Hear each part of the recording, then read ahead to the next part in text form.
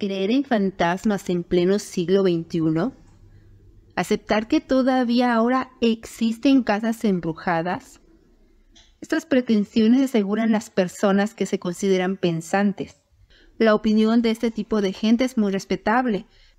Hay que estar bien informado acerca de los avances diarios de la parapsicología para poder emitir un juicio certero sobre la realidad o irrealidad de los fenómenos que comúnmente se asocian con fantasmas y casas embrujadas.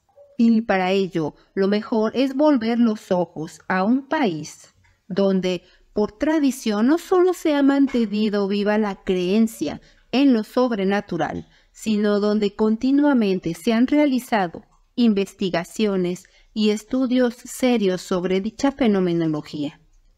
Ese país, el país del que hablo, es Inglaterra.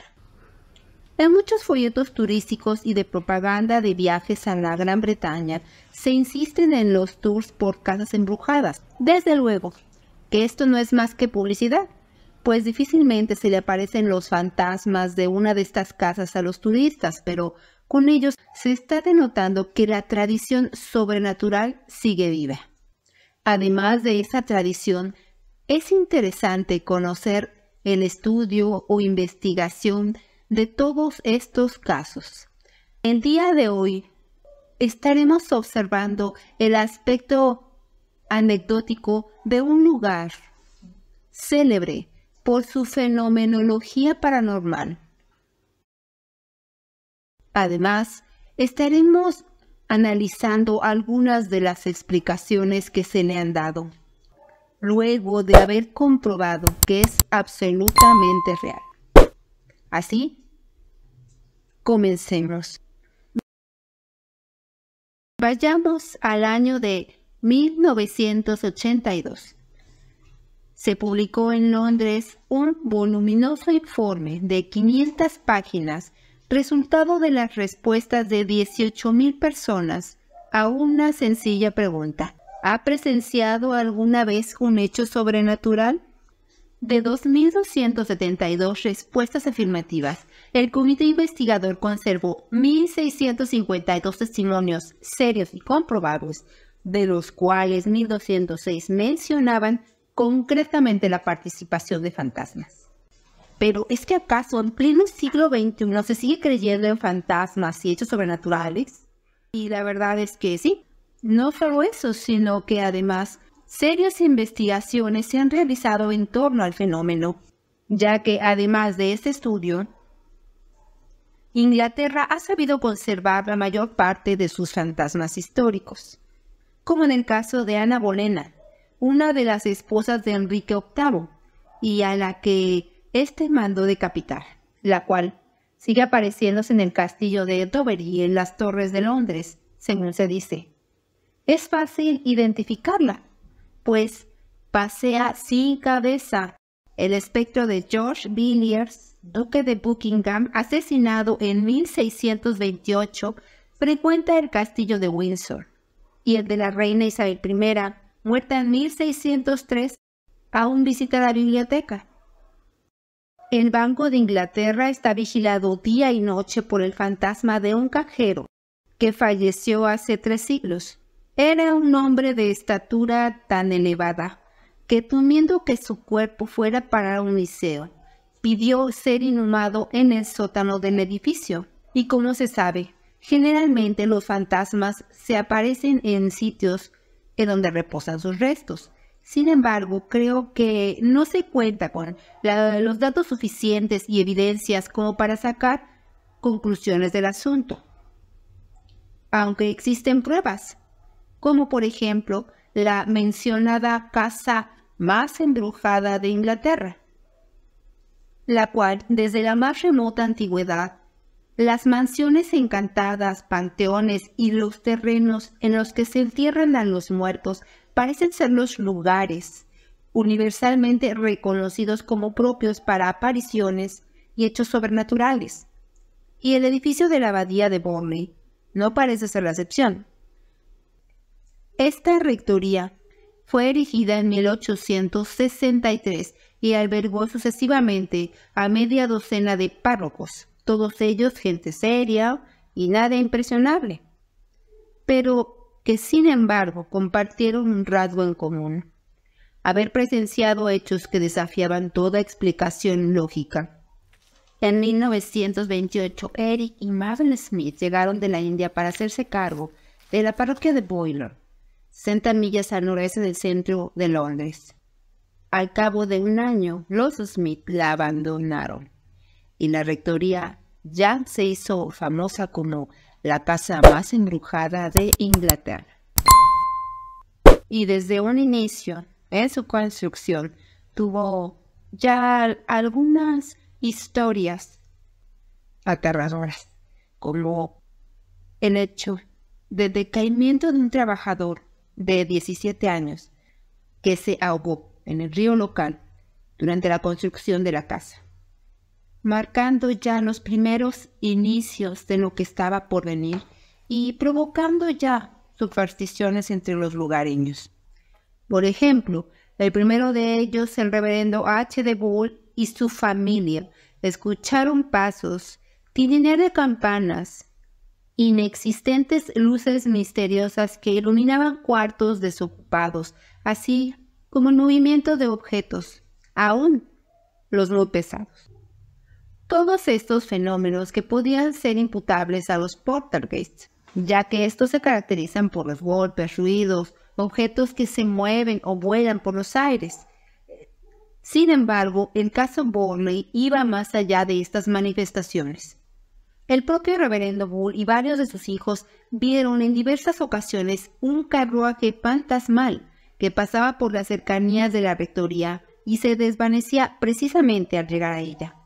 Esto lo vieron también otros párrocos que ocuparon la casa a lo largo del siglo siguiente, pero la visión más aterradora y consistente fue la figura fantasmal de una monja que solía caminar a lo largo del jardín hasta introducirse a la casa, en donde finalmente desaparecía. Y en este caso, se trataba de una monja que había sido emparedada viva en algún sitio de la mansión Borley. Por eso se aparecía en ella. Al parecer se trataba de una figura realista, ya que la primera vez que fue vista por las hermanas del reverendo Bull fue en pleno día, e incluso una de ellas quiso hablar con la misma tomándola por una visita, aunque no fueron las únicas en verla, ya que casi todos los que habitaron la casa pudieron verla en una o más ocasiones, e inclusive personas ajenas a la misma, como Pierre Cartier, un carpintero al que contrataron para hacer unas reparaciones y que desconocía los antecedentes, pudo verla no una, sino 4 días seguidos. Nunca desconfió de que se tratara de una persona viva, o no. El primer día no intentó hablarle, pero al segundo y tercer día le intrigó verla siempre, a la misma hora y en la misma actitud. Al cuarto día, el carpintero la saludó e intentó hacer conversación con ella, pero ésta no respondió y desapareció súbitamente. Por más que la buscó en el jardín, los pasillos y el interior de la rectoría, no pudo encontrarla. En otra ocasión, una de las hijas capturó una fotografía de lo que afirmaron que era la monja fantasma, aunque la ropa que ella usaba parecía ser auténtica de su época y, según los escépticos, parece ser una de las hijas vestida de monja. Y aún más curioso es el hecho de que las hermanas informaron haber visto a una monja vestida con ropa oscura, pero la fotografía presentaba a una monja vestida de ropa clara. Sir Ernest Ambrose dijo más tarde que la familia en la rectoría estaba muy convencida de que habían visto una aparición en varias ocasiones y lamentablemente el 9 de junio de 1928 el enfermizo Harry murió y la rectoría volvió a quedar vacante al año siguiente. El reverendo Eric Smith y su esposa se mudaron a la casa poco después de mudarse la esposa de Smith. Se sorprendió mientras limpiaba un armario y se encontró con un paquete de papel marrón que contenía el cráneo de una mujer joven, para lo cual la familia informó una variedad de sucesos, incluyendo el sonido de campanas de los sirvientes sonando, a pesar de que éstas ya se encontraban desconectadas, luces que aparecieron en las ventanas y pasos inexplicables. Además, la señora Smith cree que vio un carruaje tirado por caballos en la noche de junio de 1929. Cuando el siguiente titular de la rectoría, el reverendo Lionel Foster, se mudó a la casa, experimentó nuevamente actividad poltergeist. E igualmente, una de las principales protagonistas sería la esposa de este reverendo, Marianne Foster. Comenzaron a volver los timbres, las campanas, se escuchaba el arrastrar de cadenas, se materializaban relojes, monedas, y comenzaron a aparecer mensajes escritos en las paredes pidiendo ayuda de María, la esposa del rector. Fue ahí cuando nuevamente volvió a aparecer en escena Harry Price. Esta vez acudió junto con 2 de sus empleados y un equipo móvil compuesto por cámaras fotográficas, cintas métricas, polvo para impresionar huellas, una cámara cinematográfica de 16 milímetros, filtros luminosos y acústicos y varios instrumentos para la medición térmica. Se efectuaron varios trabajos de campo, durante los cuales los mensajes fueron incrementándose. Y estos ascendieron tanto a la esposa del rector que empezó a sufrir una fuerte alteración psíquica, motivo por el cual abandonarían la casa definitivamente para 1935, fecha en la que Harry Price aprovechó esta circunstancia para promover nuevos experimentos, específicamente entre el 19 de mayo de 1937 hasta finales de 1938, solicitando además ayuda de voluntarios para el estudio de estos fenómenos dentro de la abadía. Con el tiempo, este tipo de experiencias casi se volvió un hecho normal en la rectoría Burley. La historia completa fue sacada a la luz en los años 30 por el notable investigador de lo paranormal Harry Price, quien se distinguió por ser un cazador de falsos fantasmas y medios charlatanes. Durante la estancia del reverendo Eric Smith en la rectoría, Price pudo constatar que efectivamente ahí sucedían cosas muy extrañas. Cuchicheos, ruidos de pasos, luces inexplicables, tintineos. En noviembre de 1930, el famoso investigador logró ver al espectro de la monja, y ese sería el primero de un total de 3 encuentros. Convencido de que el fenómeno era real, unió fuerzas con un experto en historia antigua, el doctor y canónigo Pidian Adams.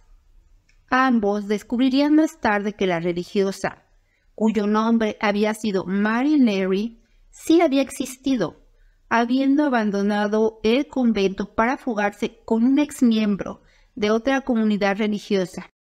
Capturados meses más tarde, ella habría sido condenada al castigo que ya conocemos.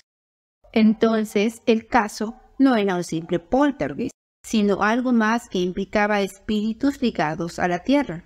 Y fue algo similar a lo que ocurrió en Belmez en 1971, en donde aparecieron en el piso y paredes de una cocina una serie de rostros de tamaño natural y de un origen desconocido. Más tarde se averiguaría que en el suelo de esa casa albergaba un antiguo camposanto. Otro caso similar sería el de la casa maldita de Amityville, un caso bastante conocido que se ha llevado incluso al cine. Esta casa fue construida sobre un antiguo cementerio indio. Sin embargo, en ambos casos los fenómenos paranormales no cesaron al ser retirados los restos humanos. Por este motivo, ¿cómo explicar todas esas manifestaciones? Tratando de dar una explicación, partamos del moderno materialismo, que rechaza la idea de entes espirituales. Para los representantes de esta corriente, todo se reduce a meras alucinaciones de sujetos sensibles, los cuales tenderían a repetirse en el mismo sujeto y éste las comunicaría a los demás por vía telepática. Sin embargo, esta teoría parece ser válida solo muy raras veces, ya que no explica cómo personas sin ningún conocimiento anterior del fenómeno, como el carpintero Cartier, los observa de todos modos. Y tampoco explica las manifestaciones materiales observadas por numerosos testigos. Así es en la rectoría Borley. Por ejemplo, Harry Price pudo comprobar materialización y desplazamiento de objetos, puertas que se abrían y cerraban, con llave espontáneamente, así como fuegos misteriosos que se iniciaban y apagaban por sí solos. Todos esos fenómenos fueron reportados por los sucesivos habitantes de la rectoría, así como por visitantes escépticos y dignos de todo crédito, como Sir George Whithouse, W. H. Sante y el profesor Peter Cook. Aquí hay otra hipótesis, la de la impregnación psíquica, que es la teoría del parapsicólogo italiano Ernesto Bosani, según la cual la materia tendría la propiedad de absorber las vibraciones físicas y psíquicas, las cuales serían más tarde registradas e interpretadas por sujetos sensibles que experimentarían alucinaciones verídicas en los lugares en donde se produjeron los hechos dramáticos. Sin embargo, esto no explica por qué no están encantados todos los lugares en donde tuvieron lugar tales hechos, o por qué hay inmuebles nuevos con encantamientos. Por todo esto, son pocos los parapsicólogos que aceptan sin reserva alguna de las alternativas mencionadas. Lo más usual es que se acuda a una mezcla de varias hipótesis para intentar explicar hechos paranormales. Y esa fue precisamente la postura de Price, quien en 1937 localizó los restos de la monja, a los que dio cristiana sepultura.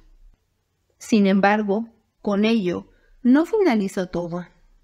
Los fenómenos inexplicables parecieron recrudecerse, añadiéndose extraños mensajes escritos en las paredes o en hojas de papel, en los que se pedían no más intromisiones, so pena de un castigo. Por ejemplo, el fuego dará a los muertos la paz que necesitan. Aunque para 1939 ese castigo divino llegó para la rectoría, ya que este edificio fue presa del fuego espontáneo, que en esa ocasión se extendió de manera incontrolable hasta dejar todo el edificio reducido a cenizas. Esta vez hasta el propio Price creyó que todo había terminado, solo que ya no pudo continuar su investigación tras fallecer en 1948. Sin embargo, los fenómenos paranormales han continuado presentándose tanto en el lugar en donde estuvo la rectoría, como en las construcciones de los alrededores y en una pequeña iglesia que estuvo frente a la rectoría. Por lo que, lejos de esclarecerse el caso con el tiempo, han venido a añadirse nuevas interrogantes a un fenómeno que se creía explicado.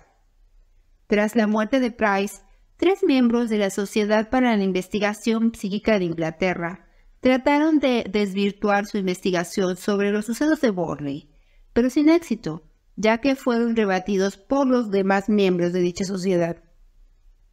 Borley resistió estoicamente los embates de la Comisión Parapsicológica, primero con la publicación en 1973 de la obra The Ghost of Borley, Annals of the Haunted Rectory, Los fantasmas de Borley, Anales de la Rectoría Encantada, realizadas por Peter Underwood y el Dr. Cabory, y en la que se afirmaban las serias y metódicas investigaciones por Harry Price, y posteriormente en el 74, cuando un equipo del grupo de investigadores parapsicológicos de Enfield, encabezados por Ronald R. Russell, retornó las investigaciones, esta vez en la iglesia colindante a la antigua abadía, las cuales determinaron que seguían produciéndose extraños fenómenos en el recinto.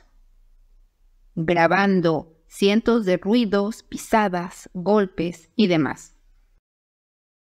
Por añadidura, se sabe que la mansión manifestaba ya fenómenos paranormales desde antes de la intervención de Price y aún después de su muerte. El fenómeno parece ser real, aunque hasta ahora no haya podido ser explicado, y detrás de los hechos espeluznantes hay un profundo misterio que espera ser desentrañado.